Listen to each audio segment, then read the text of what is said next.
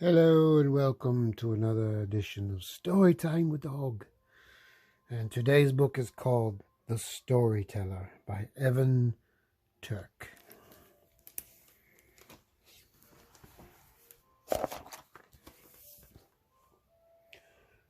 Long, long ago, like a pearl around a grain of sand, the fertile kingdom of Morocco formed near the edge of the great and dry Sahara. It had fountains of cool, delicious water to quench the dangerous thirst of the desert, and storytellers to bring the people together. But as the kingdom grew and life became easier, the people forgot their fear of the desert. Soon they forgot the fountains and the storytellers too. One by one, the voices of the storytellers were drowned out by noise and silenced by age, and one by one the fountains dried up. As the last fountain dried, far away in the Sahara, a great wind began to stir.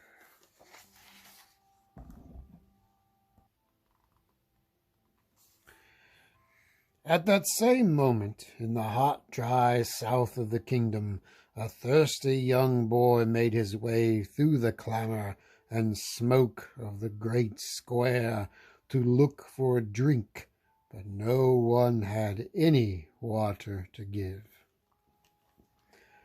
"Our fountains have run dry," the last water seller said. "But here, take one of my brass cups. If you find water, you can drink and share it with others."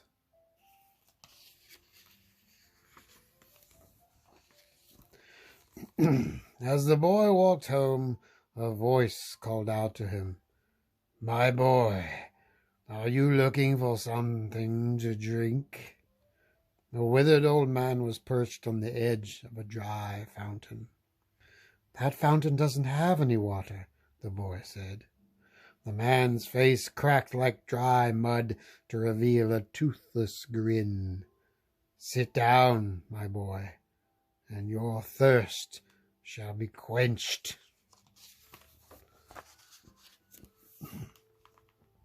The old man's voice rumbled like a spring from deep within the earth, and he began. "Not so long ago there was a terrible drought in the nearby villages. All the rivers and streams ran dry. Yet one family always had enough, and they shared with anyone who asked. At first the neighbors were grateful, but soon they became suspicious and greedy. One cunning neighbor decided to sneak her young daughter into the family's house to learn their secret.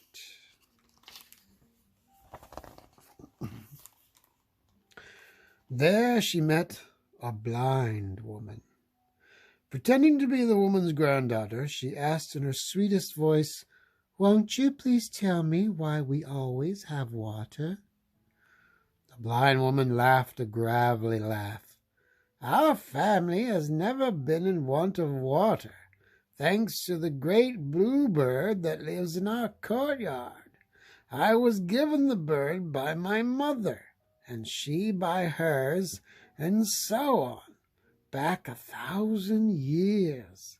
And for 1,000 years the glittering bird has always flown and found us water, no matter how dry the land becomes." "But where did the bird come from?" The blind woman smiled and replied, "Ah, well, that is a story for another day."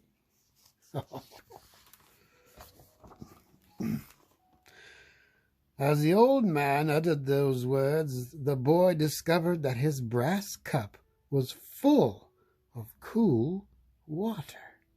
He gasped and looked up at the storyteller. "But what about the bird?" he asked. "Come back tomorrow, and I shall tell you the story of the glorious blue water bird."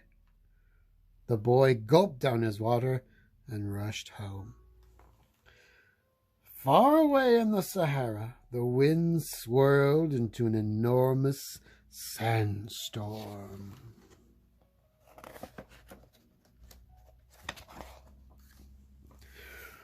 The next morning, the boy awoke at dawn and ran to meet the storyteller at the fountain again. "Would you like to hear the story of the glorious blue water bird?" he asked. The boy nodded, and the old man began. The next day, the little girl snuck in and asked the blind woman again, "Where did the bird come from?" "Ah, yes. Many years ago, my great-great-grandmother's great-great-grandmother was a carpet weaver. Our village again had a terrible drought, and people had to travel far to find water. One day a very old woman walked into the weaver's home with a bundle wrapped in cloth.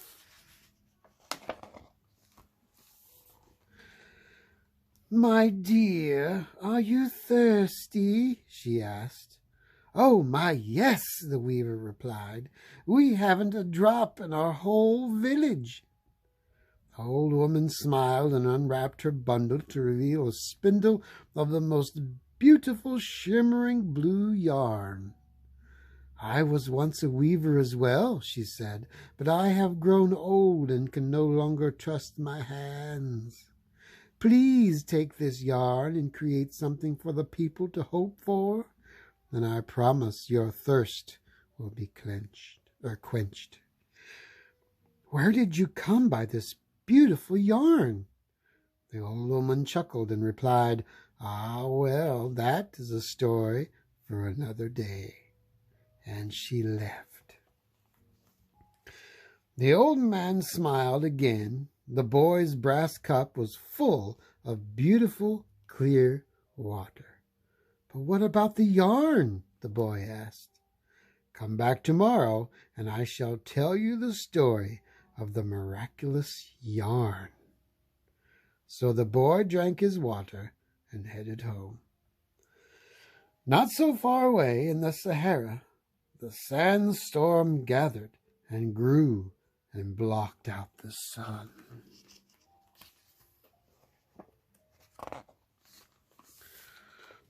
The boy came back the next day, eager to hear the rest of the story. The storyteller cleared his throat and his voice poured out. The next day the old woman returned to the weaver's home to find her struggling with the yarn. "I don't know how to begin," the weaver said. "It is as if my mind unravels in front of the loom." "Ah, yes," said the old woman. "You must first find hope for yourself before you can weave it for others. Let me tell you the story of this miraculous yarn. When I was young and beautiful, I was a princess, and I was to marry a prince. I did not love him, and so the night before my wedding, I escaped into the desert with only a camel and my life. I wandered across the dunes for so long that I could no longer count the days. I thought myself near death until there appeared what I thought must surely be a mirage.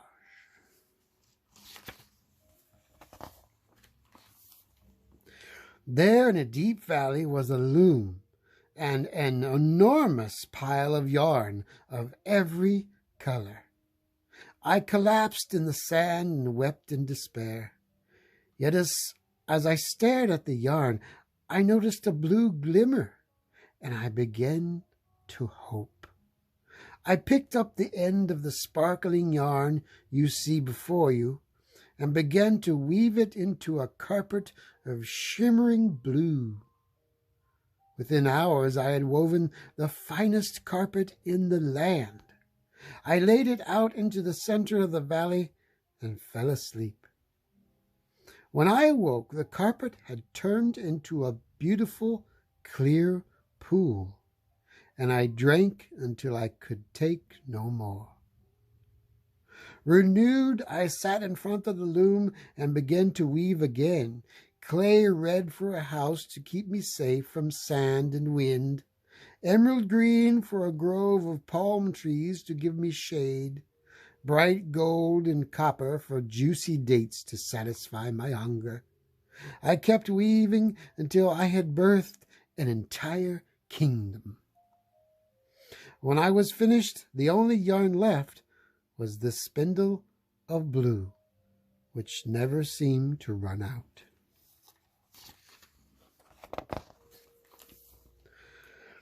With tears in her eyes, the carpet weaver smiled at the old woman. She gathered the women of her family together, and in a flurry they began tying knots. One by one, the yarn came alive in their fingers, and soon a glorious bird awakened and emerged from the loom. It burst out the door with a buoyant cry and disappeared into the sky. It returned only moments later, carrying buckets full of fresh, clear water, which it poured into the well. Again and again it flew until the well overflowed and the village was saved.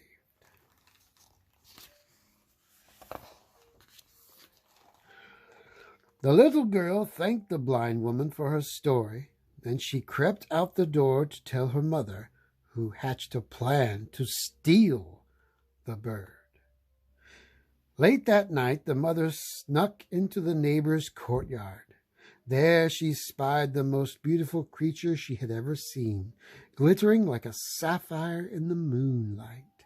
She fell to her knees and wept. The family came out into the courtyard to find their neighbor on the floor. "Good neighbor, why do you weep? And why are you in our home?" "In greed. I came to steal this bird, but once in its presence I was filled with hope instead. Reflected in its feathers I saw myself." The family brought her inside, and they shared a pot of sweet tea with fresh mint as she dried her eyes.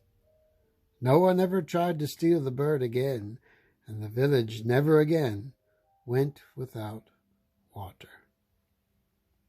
With this the old man finished, and the boy's brass cup overflowed with water.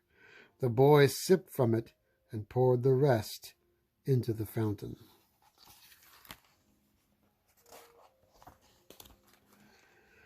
At that very moment, the sandstorm arrived at the gate to the city in the form of an enormous djinn. His voice boomed across the trembling walls. "I am the desert, and now that your fountains are gone, I shall destroy your city at sundown and make you part of the desert again." The boy and the storyteller smiled at each other, and the boy ran to the gate.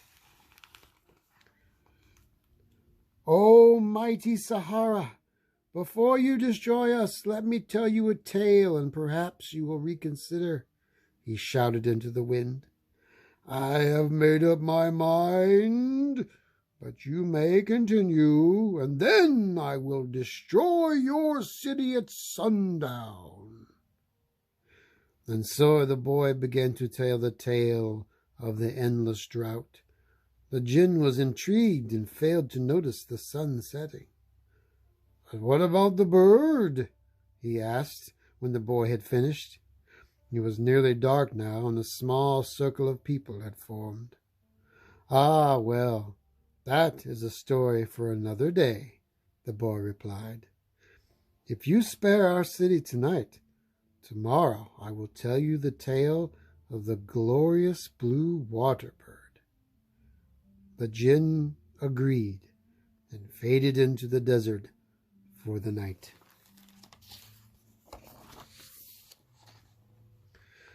The next afternoon, the boy brought together all the water sellers from the square and asked them to give a brass cup to anyone who came to listen.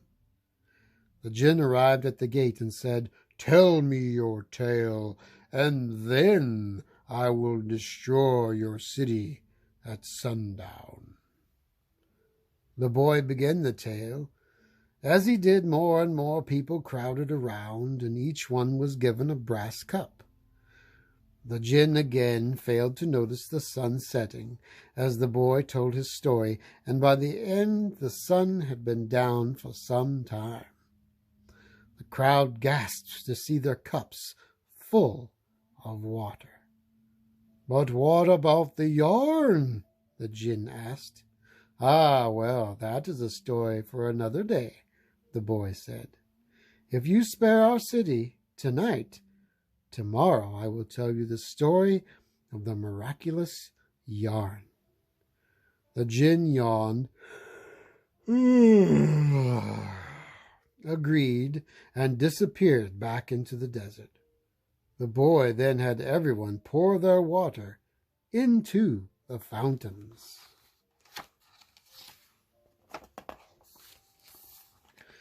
The next day, the entire city circled around the boy to hear his tale, and soon the Jinn arrived as well. "Tell me your tale, and then I will destroy your city at sundown." The boy began, and as his voice rose, the great square fell silent. The audience began pouring their cups of water into the fountains, and by the end of the tale, the fountains were gurgling again. The Jinn was so entranced that he didn't notice any of this. "What clever stories, my boy! But alas, now I must destroy your city." But when the sandstorm began to push against the walls, water began to gush from every fountain. The Jinn found himself hopelessly overpowered.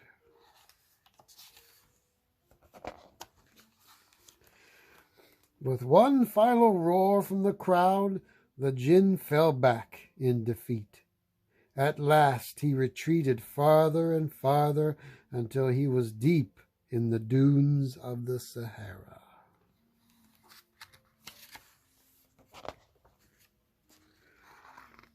"And that," said the storyteller, "is the story of how not long ago a young boy saved Morocco from the desert." "But what happened to the boy?" asked a small girl in the audience.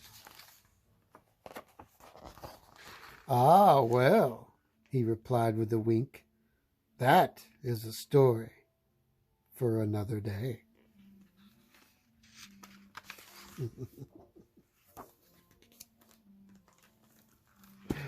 What a wonderful book, The Storyteller, by Evan Turk. Thank you for joining me on Storytime with Dog, and I hope you join me for another story on another day. Bye-bye.